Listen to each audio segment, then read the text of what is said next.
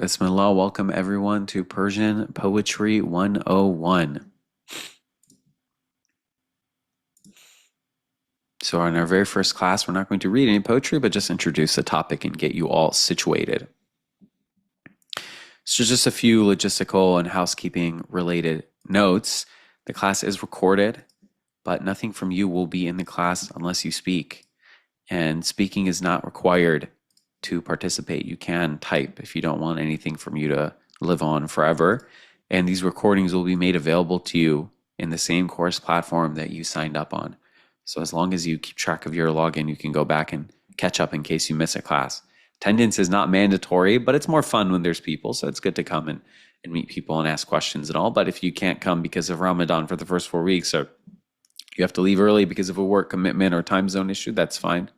And please mute yourselves. I think it's set that you will be muted when you come in, but please don't unmute yourself unless you want to ask a question and a kind of a pause in a good moment. And please remute yourselves. I'll try to do that keep track of that as much as possible. It just helps avoid introducing background noise into the recording for those who are catching up later. So welcome to Persian Poetics. I think some of you are returning, but some of you are new to the platform. We started this Instagram page in early 2018. And we began this course platform website in 2021. I live in New York at the moment, and I have events here. So if you follow my page, more my personal page in the Persian Poetics, when I cross post on them, so you can just find it easily, I'll be posting about those events. And I have a book out now. It's no longer really forthcoming. I have copies with me called The Flame of Love. It's a translation of Rumi poems. And maybe we'll read a bit from it when we get around to Rumi in, I think, 6 weeks in this class. And it's available, I think, more or less around the world. If you go on Amazon, you can find it wherever you live. And if you don't like Amazon, it should be available. It has, mainstream publisher distribution, so it should be available at any bookstore. And if it's not in stock, if you request it, they can get it. So you should be able to find it, inshallah. All right. And welcome to the Persian Poetics platform. So you are an all-access member now that you're on the website. So as long as you remain a member, you'll get access to not only this class and all of its recordings, but all the other classes in our catalog that you're free to browse on the website. So if you just go back, you can see them all, and they cover a wide variety of topics. In fact, many of the classes that we'll have or in this course are taken from or inspired by full classes. We have one class where we talk about Rumi. There's several full classes on Rumi. One where we talk about Saadi. There's 2 or 3 on Saadi. One on Hafez. There's one on Hafez that's done and one on Hafez that's ongoing. So if after any session you say, wow, this was interesting, I like Hafez, I want to learn more about Hafez, you can go in and there's a full course, built out at your own pace, ready to go about Hafez. And yeah, so you're a member in the platform. So welcome to our community, not just this class, but also ongoing ones, right? So as long as you remain a member, when our next class, which is Persian 102, happens, you'll get an email saying, hey, Persian 102 is happening, and you're a member. So you're just auto-enrolled. You don't have to do anything. All right. And these are kind of just a look at some things that you can get a hold of. So all of these are available to you now. All right. And a little bit about me. My name is Muhammad Ali Mujarradi. I'm an Iranian American. I studied economics and Middle Eastern studies at the University of Michigan, and I studied Arabic in the University of Jordan for 1 year. And then from there, I lived in the region broadly. So someone mentioned Istanbul earlier. I lived in Istanbul and I studied there as well. And I studied Persian in Iran for a few years. And I lived in Kuwait, where I actually taught at a school. And I also spent time in other countries in the region. But I have kind of like a broad experience with the languages and the cultures of the region. And I won't dwell on myself too much, lest I betray myself as an egotist, a fake Sufi person, right? Not a real Sufi, too egotistical. So if you want to learn more about me, you can go on my website. It's just my social media handle.com. I just have my bio and, links to talks and things. So if you're interested to know who I am, who you're learning from, to see if I'm legit or not, or if I'm worth learning from, you can go check it out. But just for the sake of time, I won't speak more about myself. All right, now a quick disclaimer before we go into reading from the past. I love this quote. The past is a foreign country. They do things differently there. So as we explore the canon of Persian poetry that is broadly happening in the Middle Ages, you will come across mindsets, ideas, beliefs, et cetera, that you don't like, that you disagree with. And that's totally fine.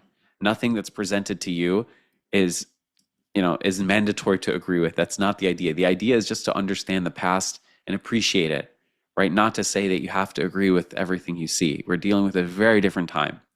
And there's a beautiful opening line to an Arabic Sufi poem by a Yemeni poet, خُذْ مَا صَفَى وَدَعْ الْكِدْر. So take what purifies, the pure water. خُذْ مَا صَفَى, take the pure water, وَدَعْ الْكِدْر, and leave the muddy water. So when you see something from the past, when you like it, take what you like, and what you don't like, leave what you don't like. It's that simple. All right. What are the objectives of this class? What do I want you to walk away with after 12 weeks of meeting each other? So I'd like you to know the most classical or the most famous and influential Persian poets of the classical era. So you would have a broad ranging understanding of the most important poets, have a familiarity. So when you meet an Iranian, an Afghan, an Uzbek, a Tajik, a Turk who's interested in this history, and they say Hafez was like this and Sadi was like that. And when Mahmud Ghaznavi said this to Ferdowsi, you don't say, oh, who's that? What was that? Where did that happen? You'll have a broad familiarity. It's almost akin to saying, if you want to study English poetry, you need to understand Walt Whitman and Shakespeare, and you need to understand how America became a country and why so many poets are from America and what a sonnet is. It's just, you need to have a general understanding of things. So the goal is to get you there, right? Not to make you an expert on any one topic, but to make it so that you have a broad ranging understanding. And then with that, you'll have the tools, you'll be equipped to further explore. So if you come across saying, all that was nice, but I really actually am in love with the poetry in Ghawali. Well, we have a class for that as well, but you'll have the toolbox to go look at Ghawali. And you'll say, you know what, I really like this class, but I'm only really interested in modern female poets that speak to the modern woman's experience. Okay, well, now you have the toolbox of skills to look at Persian poetry to understand that. And you say, you know what, I actually only want to look at Ottoman Sufi poetry that was written in Persian in the 14th century in Central Anatolia, right? You're a PhD student. Well, this will equip you with that, right? It'll give you the tools. Now, why study Persian poetry? Now, I think a lot of you probably don't need convincing, but maybe someone will ask you, hey, why are you busy Saturday at noon? What are you doing? What's the point of this class? Or maybe you're just entering because I said it's free to join. And before you end up paying for a class, you want to say, I don't want to pay before I'm convinced. So here's why I think you should study Persian poetry. I do consider it one of the world's most important and interesting literary traditions, canons. Now, of course, that's subjective and a product of my personal bias. But I think that generally speaking, people understand this to be true, right? When you go and tell people, what are the great poets of, if you tell a Westerner of, Near East, Asia, etc., inevitably Rumi, Hafez, Sadi, Khayyam will come up. And we'll talk more about this actually coming up in the next few classes. And also there's a great deal of personal growth, spiritual and cultural development, life lessons, worldly wisdom embedded in this tradition, right? So let's say you're not a literature person. You're interested in developing yourself, right? There's a lot of personal fulfillment and personal growth in this tradition. And also for those of you who are not only Persian, but come from regions, the region more broadly, you have an Islamic heritage, you're Pakistani, Turk, South Asian, anything, you don't have to come from a Persian speaking background. It is ultimately a product of your heritage, as we'll talk about. And if it's not your heritage, if you come from the other parts of the world where you're not Persianate, well, you'll expand your cultural horizons, right? So it's always good to do that. All right. Now let's talk a bit about Iran before Islam. Now, also, you guys are free to message any questions at any time in the chat about anything, even if it's completely unrelated. I'll make a note of it and get back to it as there's an interval like now. If there was one now, I could answer it before we move on. So, Iran before Islam. This is a quick timeline that you currently see of Iranian history. Now, what we know a lot about is not going back as far as you see. So Iranians like to talk about 5,000 years of Iranian history. It is true that the Iranian civilization has about a 5,000 year continuity. But the stuff we really know about is less than that. We don't know a lot about these very early civilizations, but nonetheless, we can say that Iranian civilization goes from about 3000 BC to about 500 AD, so 3,500 years before the emergence of Islam and the presence of Arabs in, the Iranian plateau, and we should say the heavy presence, right? There was always people going around, but Islam, etc. And then going forward, we have the Arab domination, the period of the Umayyad and Abbasid caliphates, and then Iranians start to rule themselves again, and then we have essentially the Iran we know. So it's not literally in half, but what you could say is that about half of Iranian consciousness extends back into before Islam, and half of it is post-Islam. So if you want to say that in a general sense, we have about 1,500 years of recorded history, again, about after Islam, and about 1,500 years of history that we know a great deal about before Islam, we can say Iran is generally a civilization with 3 to 5,000 years of continual tradition. Now, you could say, well, wait a minute, don't all peoples have an equal amount of continual tradition? Aren't we all descended from kind of the same early humans? Whether you're a theist and you believe in Adam or you're not, evolution, we're all of equal age, right? It's kind of like when people say, what's the oldest language? And then some people say, well, all languages are equally old, right? They're all old. How are they? Well, how is one older than the other? We're all speaking the way our parents spoke, the way our parents spoke, the way an original group of humans spoke. Well, there is an issue of lost continuity. So, for example, to give you guys an example, maybe some of you here are British. If you go to the Stonehenge in the UK, as nice as it is, and as many tourists go to the Stonehenge, we don't actually know much about the people who built them, right? There's no information about who built them, why they built them, what belief they had, what informed the decision to build the Stonehenge. What was it? We don't really know, right? So this is just a topic of debate. Scholars will sit and wonder. So even though the Britons, the people who live in the United Kingdom today, they are descendants of those people, whether or not Normans and Germanic people and XYZ peoples came, they are ultimately a continuity. But for some reason, the consciousness has been lost. Like there's been a break in the tradition, right? Whereas Iranian culture, or you can say Chinese culture or Greek culture, stretches farther back with an intact continuity. Now, it's true that the Greeks are Orthodox Christians now and they weren't before, and that the Chinese, maybe their writing system has changed, or this has changed, or that has changed, and they have, a pseudo-communist government today, and they used to have a Confucian government in the past, and Persians are Muslim today, and they're Shia now and Sunni before, and then this before that. Things have changed, but they are the same peoplehood. They have a continuity, right? So it's not like Persian is suddenly cut off in the middle and we just can't understand anything from before. We don't have anything. We have some sense of one to the next. Our class, however, will be focusing on the right half, and I will explain why. So anyway, Iranians before Islam, there's really too much to say about it, right? I could just spend this whole class really just talking about one topic of Iran before Islam. And Iranians, if you guys know Persians interpersonally, love to do this. So I won't do any more of that. If you want to hear about how great Iran was in the past, how great ancient Persia was, just talk to any Persian, right? There's no need to do that. And this is also outside of the scope of the class, because what we're talking about, the tradition, the medieval tradition, is post-Islamic Iran. But one thing I want you guys to understand about Iran before Islam and Arabs before Islam, and how this kind of interaction created the medieval Turco-Persianate Islamicate tradition that we're about to study, is I want you guys to think about the idea of cultural energy. And I don't know if this is a real phrase or not, or if I just made it up, but basically the idea I'm trying to impart is that all cultures have a lot of interests, right? There's no culture where there's no painting. There's no culture where there's no music. There is no culture where there's no religion, right? There's always some concept of these things floating around. But there's definitely an idea of cultures caring about things more than other things, or whether they cared or not in the mean term, whether, ipso facto, post facto, however you want to put it, other cultures cared more, or it was, in hindsight, judged to be the greatest production. So maybe the Greeks, when they were at their peak of, the ancient Greek civilization, they actually cared as much about the paintings on the pots as they cared about literature and philosophy, or they cared as much about the Olympics and exercise and perfecting the human form as they cared about, their gods and the traditions. But ultimately, humanity comes to know them for their literature and philosophy, whether because they struck gold or they were more successful, et cetera, et cetera. And the Romans, likewise, they had their literature, they had their philosophy, but ultimately we know them for their architecture and engineering. And the Egyptians, likewise, we know them for their graves and death and their religious ideas. And the Chinese are known for their paper and their writing, having discovered that, way earlier than everyone else.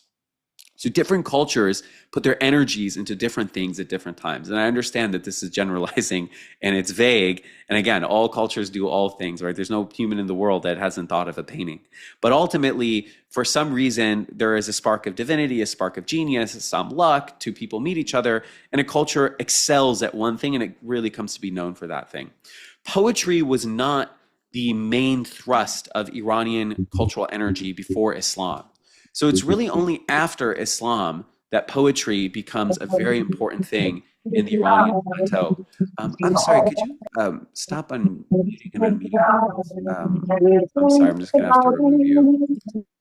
Anyway, I apologize for that, and I apologize to the person I had to remove. I hope that you're not offended if you're watching this later. That was, I guess, a technical issue on your end. But in any case, um, so Iranians did not put this huge amount of effort into poetry. We did have poetry, but it wasn't a main kind of cultural source of our cultural energy. So what was Iran's cultural energy? Where did our energy go to aside from having a big empire and expanding and all these things that we talk about? This is my idea, and no one's written this in a book, but this is what I've gleaned, is that our cultural energy, if we could say that the Greek cultural energy went to philosophy and literature, and the Romans went to architecture and engineering, the Egyptians built tons of pyramids at great expense, I would say that the Iranian cultural energy, if you could sum it up with one thing, was religion. And one way to understand this is to look at the fact that Iran has produced several religions. And when the religion wasn't produced by Iranians, we significantly changed, or even to the point of almost not recognizing it, essentially altered the religion that was brought to us. So not every culture is like this, right? So like ancient Egypt had a religion, ancient Greece had a religion, but they didn't have several, or they didn't maybe like irrevocably change. Like Islam is in Egypt, but there's nothing distinctly Egyptian really about Shafi or Hanafi Sunni Islam in Egypt, right? It doesn't look much different from the rest of the Arab world. Sure, they have their Sufism, they have XYZ, but it's not so distinctly different, right? Or, maybe this country or that country had its own religion. Everyone kind of had their own religions, but no one really made a global religion or cared to spread it, right? Cared to create an empire where this religion would grow. But we put a lot of our cultural energy, devoted a lot of it into religion. So obviously Zoroastrianism is an Iranian creation. And when I say Iranian, I'm using this term broadly, right? Not related just to the modern country of Iran, but just the Iranian cultural sphere.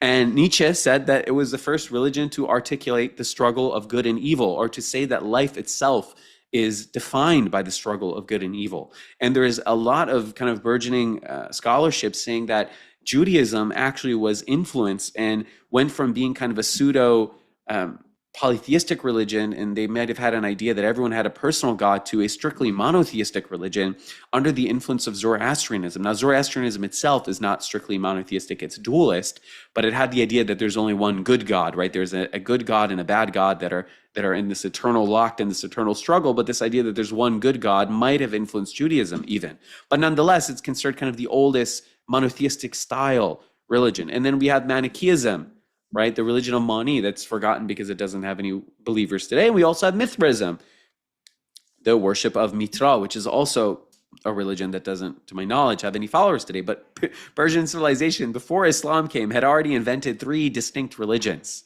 right? This is before Islam arrives, by the way. And then after Islam arrives, Sunni Islam is heavily shaped by the Iranians. We have Abu Hanifa, Muslim, Bukhari, Rumi, Ghazali, all these amazing figures. We'll talk more about the golden age of Islam, but many of the golden age figures, probably most of them, were of Iranian origin. And then Sufism, as we mostly know it in the world today, is really a product of Iranians kind of grappling with Islam. And then Shia Islam existed right from basically the start, but what we know as Shia Islam today was an Iranian creation in so many words, whether it was the Safavids codifying Twelverism, or if it was the Ismailis who were hiding in the mountains of Alamut, or if it was the Imams of the Ismailis who later lived in Iran for 7 centuries. And then later, similar to how Ismailis are, they're not really like their own religion, but they kind of branch off of Shia Islam or Twelver Shia Islam. They go their own way. Not that they branched off, but essentially they splintered away from Twelvers. They came from the same root. Baha'is are similar, right? So Baha'is are people who essentially believe that the promise of Shia Islam has been fulfilled in so many words, although I'm not an expert in their faith, so I can't comment. But it is also really in so many words an Iranian creation. So before Islam, we create several religions, and then after Islam, we create several sects of Islam, so to speak. And then even looking in the modern era, Iran is the only country with a religious revolution and really a religious government, kind of not as a matter of default, but attempting to create one in modernity. So you could say, okay, Saudi Arabia is like a religious government, but they didn't really try to do anything to make their government religious. They just have always been a monarchy that implements religious laws. They understand it within themselves. And and not to say that the revolution is good or bad. That's not the point to be made here. The point to be made is just that Iran was the only country in the modern world that said, "Hey, we're going to have a whole revolution just about religion. Religion is so big and important to us." And then even the fact that Iran is the biggest producer of secular or ex-Muslims in the Muslim world is also goes to the fact that Iranians are constantly struggling with and grappling with and thinking about religion. And then Iran is also the only country that I can think of that basically views its post-religious or secular future as being religious also. So if you talk to Turks who are secular, they'll say something like, "Oh, well, our ancestors were religious Muslims, and I guess we're a Muslim, but we're not really Muslim anymore, really, like in the way that you understand, right? I'm not that religious." Iranians who are like that will say, "No, but we will be Zoroastrian. We'll convert back." I mean, not all of them, but a lot of them, right? Even this idea that instead of just being secular, I mean, in Turkey, for example, to use Turkey, there's very few people who believe that they should return to Tengri worship and things like that. It's kind of not serious. But a huge number of Iranians say, no, it's not good enough to just be secular to leave Islam. We need to be Zoroastrian. So again, the Iranian mind is very much grappling constantly with the idea of religion. So if I would say to walk away from this class remembering only one detail, know that the cultural energy of the Iranians has been historically and currently still is in the direction of religion for whatever reason. Anyway. So what is a group's cultural energy, right? Again, it's essentializing, it's generalizing, but there is kind of a grain of helpfulness to think this way. So the Greeks, we said philosophy, et cetera. And the Romans, they had their infrastructure. And the Persians, I would say, it really manifests itself in religion, whether it's the Golden Age scholars, the mosque architecture. Just think of all the best remnants of Iranian civilization. We talk about the architecture, it's mostly mosques. We talk about our scholars, they were mostly in seminaries. We talk about Sufism, Rumi, Hafiz, even the revolution, right? Some people love it, some people hate it, but whether you love or hate it, it's present in our minds, and it's all about religion. Okay, so then where did the cultural energy of the Arabs go to that effect? Basically, what I would say is that one of their energies, not the primary energy. Now, I don't consider myself, even though I know Arabic and I've lived among Arabs and I grew up with Arabs in Michigan, but I don't consider myself versed enough to say, for sure. But one of their energies definitely was language and oration, and then as a subcategory, poetry. Arabs really are a peoplehood who are defined by their language, right? Who is an Arab? It's a person who speaks Arabic.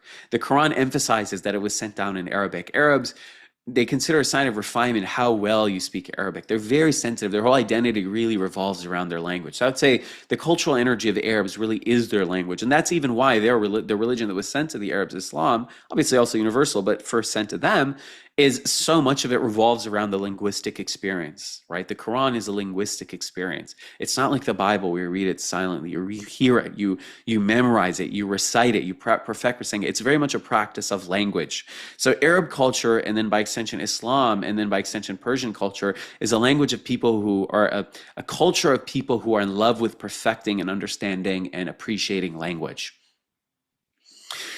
So another thing is that there are contextual factors to this, right? Like if you live in the Mediterranean and there's quarries and stones all over the place and water, obviously you're going to get good at architecture and infrastructure. And if you live in the desert where there's really hardly any water and nothing to build from, you're not going to perfect your infrastructure. And if you live in Iran and there's mountains where water freezes every winter and then it starts to thaw in spring, you're going to learn how to build pipes to harness that water and create irrigation and gardens. So a lot of it is also has to do with your spawn point. So Arabs also found themselves in a situation where there weren't trees to make paper, and there wasn't a huge vast array of stones and different materials to farm and build infrastructure. Like, you're limited by what's around you ultimately. So Arabs, what they did is they perfected the art of language. So if you guys watch the movie The Message, if you're a Muslim and it's Ramadan, maybe it's a good thing to do. But there's a really good section. So The Message is basically a movie about the Prophet Muhammad and Islam. But in The Message, in the beginning, and right in the intro, and I'll just show you guys the 1-minute clip if you'll bear with me. But to do that, I'll have to enable audio sharing. So if you'll bear with me for a moment, there is a section where the Prophet, not the Prophet, but it shows Meccan society and it shows their art of poetry. So the movie is bilingual, actually. You can watch it in Arabic if you're an Arab, if you'd like. But if you guys would just turn your audio up or get used to get basically ready to hear a movie for a minute. There's nothing, bad or PG-13 or anything, but just get used to hearing the movie. We'll listen to it in a second. All right, so just a small, I mean, obviously it's a bit of Hollywood, right? Who knows what really happened back then, but just to give you an idea. So to give you a more factual understanding of what poetry was like then, so the Meccans were famous for hanging their favorite poems on the Kaaba, on the basically the house of God that Muslims pray to, and these poems were called the mu'allaqat, which means the hanging, and then in parentheses, oaths. And poets were famous for taunting their enemies before battle. So when two tribes would face each other, they would first send their poets to taunt and to try to kind of build up the charisma and kind of build up, the willpower of the fighters and give them pride in their tribe. And as you saw in the video, that the leaders and the wealthy would fund poets, and then even Arab kings themselves are poets, and then later the caliphs, right? So famously, Imam Ali has a divan that's attributed to him, and then even Yazid is disliked as he is. The Arabs still like his poets, and even Hafiz, as we'll see in the Hafiz class, quotes Yazid. And then even the Prophet Muhammad was accused of being a poet in the Quran, right? They said, "What is this? This is poetry. This Quran that you claim is from God, it's just poetry." We've seen things like this before. This is one of the criticisms. So the Arabs were people who were very interested in poetry. And it follows logically that wherever the Arabs would go, and especially wherever they would be in charge and they would have money and they would have cultural clout and wherewithal and say so, that they would spread poetry, right? I mean, the same way that whenever Iranians went, they would take religion and their spiritual thoughts, that wherever the Arabs went, they would take their poetry. Now, one thing I should say is, I think you guys can see where this is going. The poetry of the Arabs had a very different character than the poetry of Iranians. So when Iranians get this idea from Arabs, the style of poetry that Arabs write, the poetry immediately takes on an Iranian character. They talk about ideas and themes and imagery that's relevant to Iranians. Arab poetry of that era, and if you guys would like the era translated, is very much different. It's from a desert environment, so it speaks to their experience. So Iran is conquered by the Arabs in this window that you see. So from about 650-ish, where the Arabs arrive, to the late, let's say 700s, early 800s, they are ruling over Iran. In 636, they win their decisive victory over us in Qadisiyah, which essentially marks a turning point to where they would conquer the Persian Empire. And it was a very unlikely defeat. And some scholars have likened it to the Inuit conquering America and Russia, if you add the context of Byzantium. So the Romans and Persians, so first the Greeks and then the Byzantines. So the Romans were conquering or fighting each other for centuries, and they had become so weak and tired of fighting each other, and the Muslims had this fervor, and this small little unknown group burst out of Arabia and happened to conquer both Byzantium and Persian. If you're a Muslim, you consider this miraculous, right? But the idea is that it was unlikely, that it was something that wasn't foreseen, right? The Persians didn't think that such a thing would happen, and it's a very traumatic event. And the trauma of it has been played up recently in the modern world, right? With the emergence of nationalism, it has been played up again. But at the time, it was, of course, traumatic that the Sassanid Empire collapsed. And it's probably the lowest moment in Iranian history in terms of, the smallest, weakest, most distant proxy, essentially, in so many words, coming along and conquering you. That's not a good feeling, right? That would be like if, I don't know even how to put it in the nice way, that would be like if Panama defeated America in a war or something. It'd just be unbelievable. It would be the end of America, essentially, the same way that it was the end of Persia for a few centuries in a way. And this is the concluding chapter of Ferdowsi's Shahnameh, which we will look at in the next coming classes. So the Arabs begin to rule over Persia, and they start slowly bringing Persians into the fold of Islam. There are varying attitudes of conversion. There is this very simplistic narrative that the Arabs came and killed and destroyed everyone and said everyone has to be Muslim. Obviously, this is just Hollywood, right? That didn't really happen. So what really happens is that when the Arabs come, there are these tensions. So one tension is this idea that, well, of course, Islam is the correct religion. And if you're a zealous Muslim, which not all early Muslims necessarily were, but if you're a zealous Muslim, in theory, you would want all people to convert to Islam. But then the other issue is that a lot of early Arabs also had Arab supremacy. They didn't want non-Arabs to convert to the religion. They believed it to be a religion for the Arabs in the same way that Judaism was for the Jews, right? It's a similar kind of Semitic mindset behind it, tribal mindset. And then there was also the issue of jizya, which is that non-Muslims would pay a poll tax, and that logically it follows that the more people convert to Islam, the more people will be exempted from this poll tax, this jizya. And it came to pass that eventually they stopped exempting people because of conversion, because it was going to lead the empire into financial ruin, which actually led to a revolt.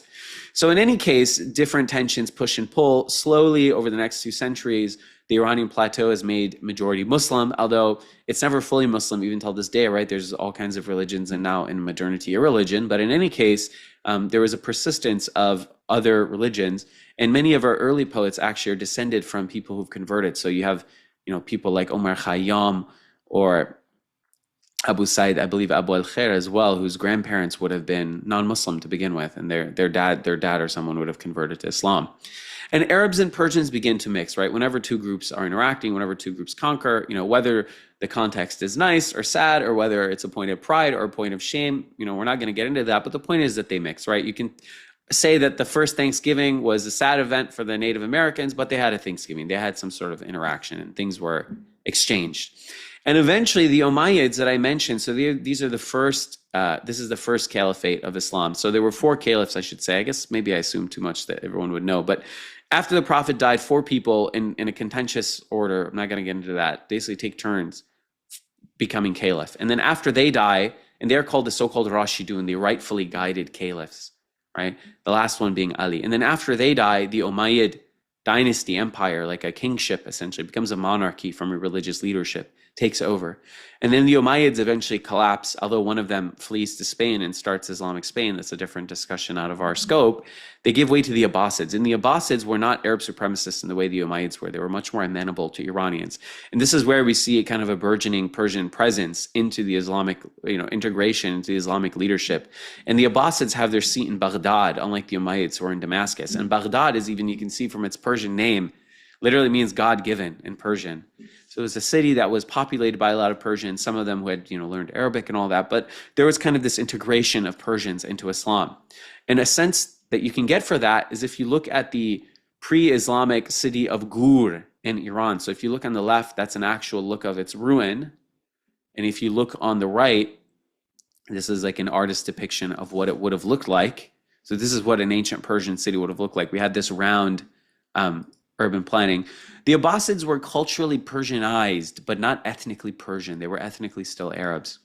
So if you look at this as kind of a historical Iranian style of city planning, and if you look at medieval Baghdad, which again, Persian name, what do you notice? Look very similar to one another. So it's very clear the Persian influence, not just in the name, but in the city planning, also in the culture of the city. So many Muslims today say that Nowruz is haram, and the Taliban in Afghanistan say, it's haram, don't celebrate it, even though you might be Persian.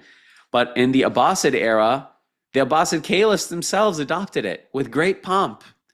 And one Abbasid caliph, so in Islam, another thing that you guys should consider is that whenever there is a monarchy, you can have a lot of fluctuations, right? So one person could be really astute, another person can be an idiot. One person could be great in battle and cruel in civic life. One person can be great in civic life and awful in battle. One person can be irreligious and love Persian festivals and love wine. And the next person can say, hey, these Persian festivals are not Arab, they're not Islamic. I thought we're Arabs, we're going to ban it. There were even episodes you guys can read about where the Abbasids would try to ban Nowruz, and it would actually lead to rioting in Abbasid Baghdad, because the locals loved it so much, many of whom were Persian.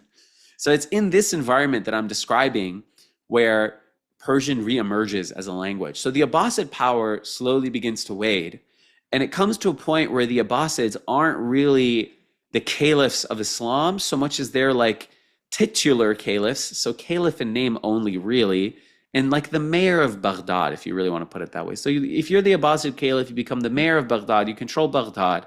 And all the Muslims, in theory, at some level, if they're Sunni, show some deference and filial piety to you, that you're like the leader of the Ummah.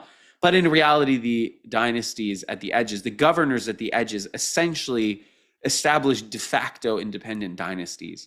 And this is where, at the distant corners of the Abbasid Caliphate, states that are in theory still giving patronage to, still pledging allegiance to, but in effect, independent of the Abbasids, emerge. And because they're Persianate, not necessarily ethnically Persian, but Persianate, culturally Persian, they start to use Persian as their court language instead of Arabic. So they say, well, wait a minute, we're doing our own thing now. We can just go back to Persian.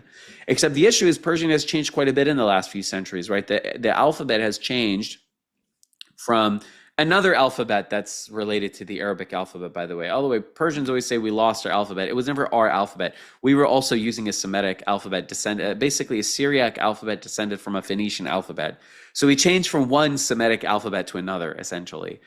We started writing in the Arabic script and we started loaning Arabic words as well, which is what happens when one language is the source of knowledge, right? The same way that Persian loans English words, and English at once loaned, you could say still loaned French words, and Turkish loaned Persian words. Whenever the kind of education and knowledge is being produced in a language, the other languages will loan words from that producing language. This is where this debate comes when you say the Islamic Golden Age was really, the Persians will say it was a Persian Golden Age, and then Arabs will say, well, the scholars wrote in Arabic, and the Persians will say, well, that's just because it was the language of scholarship, the way that English is the language of scholarship. That's a big debate. But in any case, what Persian nationalists, although I don't agree with this term, would say 2 centuries of silence, dogar and sukut, silence as in no Persian being written, which has truth to it, although it's not fully true, it's simplistic, is over. Persian emerges again in full force as a written language. And this is in the Samanid dynasty, and the first poet we'll read about comes from the Samanid dynasty that I've highlighted right here in this kind of era. All right. And this is their map. I don't think it's at their greatest extent. It says at the death of Nasser II. So maybe some of them would claim that they had, Tajikistan views itself as a descendant of the Samanid state. So Tajikistan might claim that that there was more land. If you go to Tajikistan maps where it's like much bigger, but this might be at some point where the Samanid ruled. So you could say that Baghdad would be right around here, the Tigris, Euphrates, etc. And way out here, it's too far for them to have actual say over what happens. So the Arabic poetry tradition continues as it had, and it becomes further developed and more fleshed out. And, being in Baghdad and Damascus allows for more things to write about. And there's patronage because Muslims are rich. And then eventually what seems to happen even before the Samanids is that we even see Arabized Persians in Baghdad starting to incorporate a few Persian lines or write a few lines of Persian poetry in the Arabic style.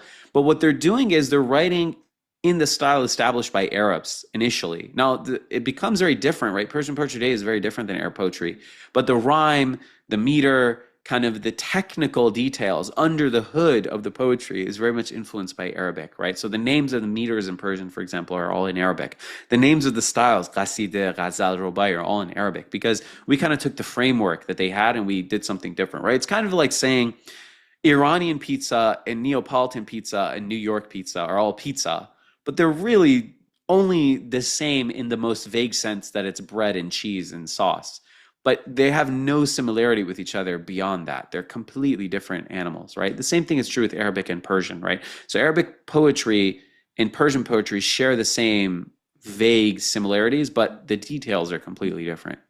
But in any case, it's in this environment, right? So I said Iranians were not huge into poetry until Arabs who were a person or people who are interested in poetry came, and then we kind of thought, that's cool, we should do that too.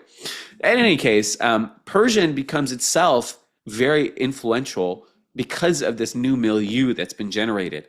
And what's ironic is a lot of Persian nationalists have this notion that Islam was like a threat to Persian. And we'll talk about this, so it's not true, that Ferdowsi had to save Persian and that Persian was going to be killed. But the opposite is true, actually. Persian was one of many Iranian languages. It was not the primary language of the Iranian people. It's only after Islam that Persian becomes codified as the primary language of Iranic culture and civilization, such that a Kurd and a Pashtun and a Tajik and an Iranian Persian and a Lord, when they meet, are more likely to speak Persian than any other language. And not only that, but that Muslims in South Asia and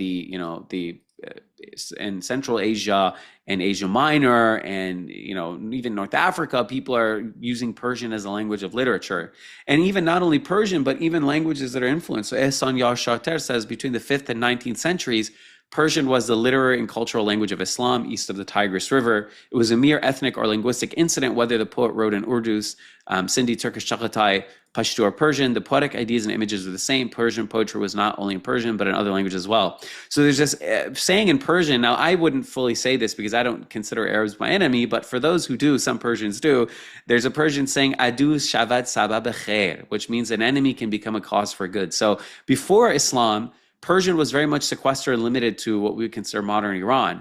And then because of Islam, Persian ends up in northern India and in Turkey and in Central Asia and in Egypt somehow and in South India and in Iraq and in all these places where, and in Zanzibar, I mean, literally in Africa, they were learning and writing in Persian because of Islam, which never would have come to pass.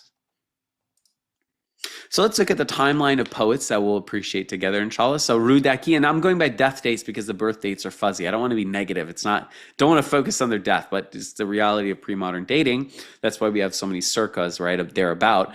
Rudaki dies in 941, so we could say that the Persianate tradition that we're looking at starts in the 800s. Ferdowsi dies shortly after that. Ferdowsi actually was born the same year Rudaki dies.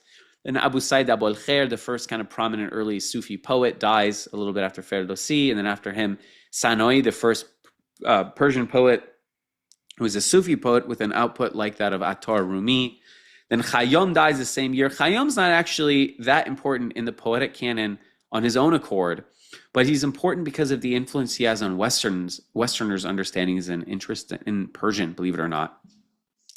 Then Attar dies, who's Rumi's, you can say, primary influence. Then Rumi, then Saadi around the same time. So Rumi and Saadi are contemporaries, and really Attar in a way too, although they intersect only briefly.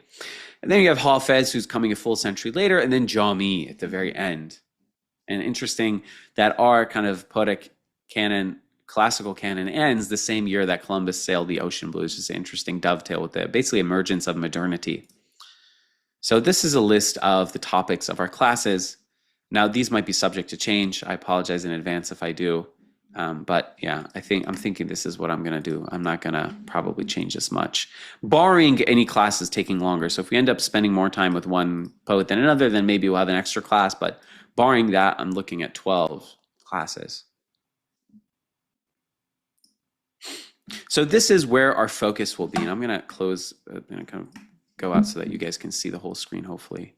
So this is where our focus will be. This really small window of Iranian history is where the classical poetic canon. And then you'll say, why is this period excluded?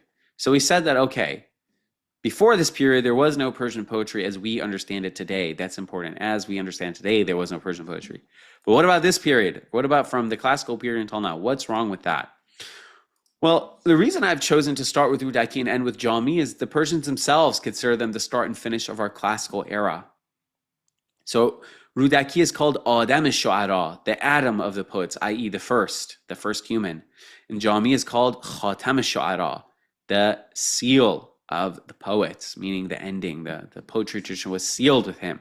This is the Persian, but specifically more often than not Iranian understanding of the poetic canon, where our essentially classical canon started and ended. And now some of you may rebut. You may say, what about the Mughal era? I would say that the golden era was in the Mughal era. What about the Ottoman poets? I didn't see any mention of those. Well, this is a construct like many other constructs, right? And constructs are useful insofar as that we appreciate and understand and disclaim the limited context that they're useful. They're useful therein. Outside of this limited context, they're not useful, right? So there's many other constructs that you guys maybe don't think twice about. So we talk about the golden age of Islam, and I mentioned it earlier. Now, people would say that the golden age of Islam is the peak Abbasid era. Well, why is this a golden age? If you're a pious Muslim, maybe for you, the Prophet ﷺ's time is the golden age when he was around. Or maybe it was the era of the caliphs when Muslims conquered like a fourth of the known world. Why is it that the golden age happened in the Abbasid era? Well, it's because from the perspective of a modern person, we are interested in secular and scientific advancement. And that was the peak of such advancement in the Muslim world, which is why we call it the golden age, right? Now, Europeans called the Middle Ages the Dark Ages. I, for one, I love Gothic architecture and the Gothic-inspired Victorian architecture. So as a student of architecture, I don't consider medieval Europe the Dark Ages. That's actually my favorite era for the architecture. So from my perspective, nothing about it was dark, right? Because I'm not looking at scientific achievement. So the point of this is not to do a gotcha or what if, but the point, or, actually, you're wrong. The point is to say that constructs are useful insofar as they illuminate an understanding. So it's useful to say that Islam is a golden age to understand scientific achievement in Islam and understand why that went down and understand how that changed. And it's useful to talk about Europe having a dark ages because we want to understand what the Renaissance was and why they had a sense of rebirthing themselves as a civilization. And it's useful to talk about Persian having a classical era of poetry insofar as Iranians have some special affinity to, or love for, or they consider this the best. Now, why, we can debate in the class, but that's not to say that the other things are being discounted. We're just trying to view things from, a specific era, right? So if I said we're going to have a class on the golden era of Islam, and I focused on the high Abbasid period, I'm not saying that the Prophet's era was not a golden era, or that modernity is not golden, right? There's a lot of good things happening for us as well. It's just to say that, this construct is in a limited context. Don't take it out of that. Don't give it too much, weight. So aside, leaving these aside, these are the most consequential poets ultimately in terms of who's studied today, who influenced who's read, who's known, who people will talk to you about. And the other poets are influenced by them. So in a way, even though we might not be reading someone from 1850 or 1950, we are in a way reading them because these people are present in their minds. And now a note on Sapk, although this won't strictly come up in the class, it informs the understanding of the quote-unquote golden age of Persian poetry. So Sapk simply means style in Persian, but in the context of Persian poetry, it references this book by Muhammad Taghi Bahar, his magnum opus really, called Sapk Shenasi. It's a book of literary critique called Recognizing Styles, and then the book delves into a lot of things, but it specifically brings up categories that today are very much present in our mind when we talk about the idea of a classical era. And we will read two of the three saps essentially, and we'll talk about one after we mention Jami. The first one is the Khorasani sap. Now, Khorasan is a region generally northeast of Iran. It's like Afghanistan, Tajikistan, Uzbekistan are kind of vaguely part of it. And it's from the 10th to 12th century, and the Salmanid, Ghaznavid, and Seljuk courts. And in this class, we're going to talk a lot about royal dynasties because they're the ones patronizing or paying for the poetry, and we'll talk about courts and court poetry more as we go on, probably in the next class with Rudaki. And the context is the emergence of New Persian that I mentioned earlier. And the poets, although we'll only read two of them, but these four are the most famous, are Rudaki, Ferdowsi, Unsuri, and Farrokhi. And the features really are epic themes and a lot of reflection on nature. So again, these categories are useful to an extent. You just shouldn't make idols out of them. The next one is the Iraqi Sapk. And when I say Iraq, I don't mean the modern country of Iraq, but what I mean is the region that the modern country names itself after, which is kind of this like central plateau of near Iran and Iraq.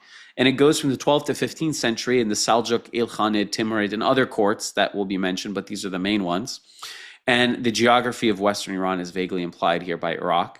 And you really here see the rise of Sufism and mystical thought. So people like Hafez, Sadi, Rumi, etc.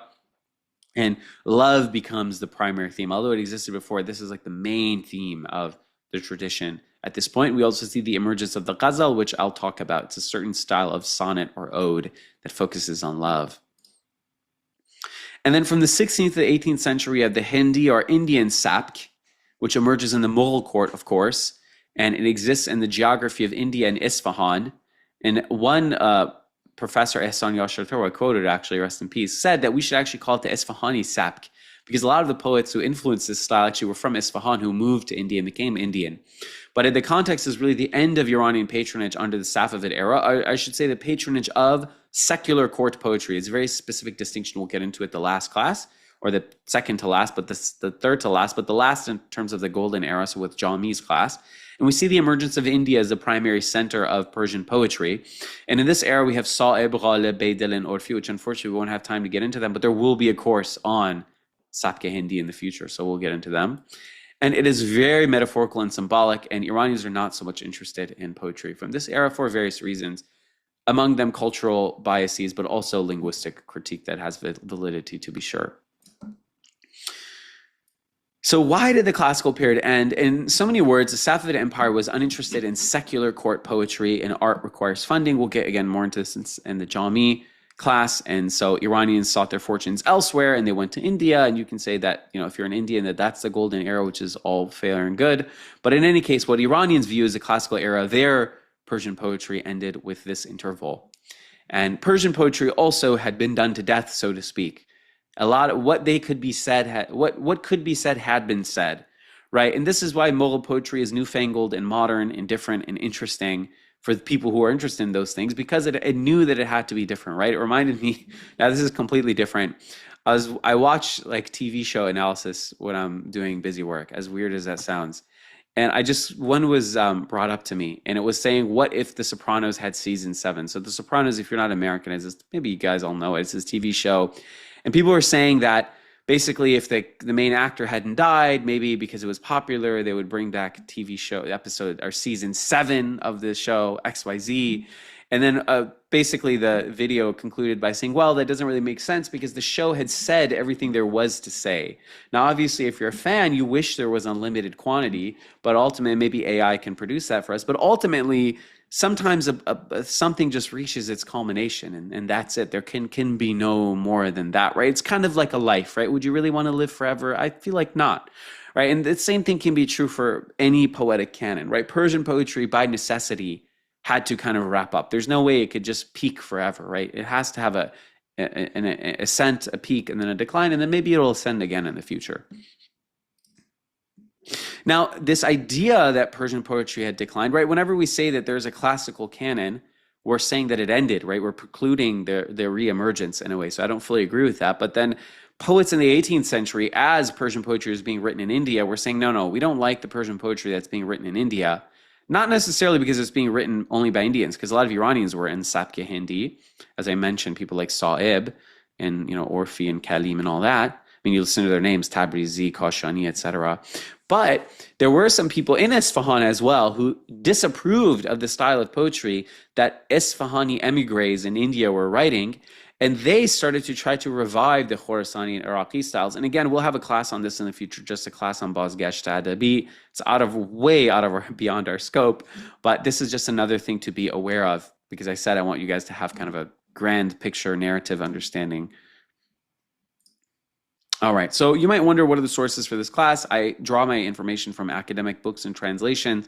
The books may be in Persian or in English, but the translations are all in English, and I will provide them ahead of time for you. So probably, actually, I could just do this right now. I'm going to send a file of an entire book, basically, of translations. I'm going to draw from this and not literally read the translation. So I just draw ideas and kind of direction, and I will edit them. So what you'll see in this book is different than what will be in the class. But for those of you who'd like to prepare ahead, some people message, and I'm so heartened to hear that you're interested in reading ahead. So if you'd like, you can just grab this PDF that I've just sent into the chat, and you could just read through that whole. It's pretty short. It's only like 100 pages, because unfortunately the poet will cover next week almost all of it. I think 99% of his work may have been lost forever, as sad as that is to say.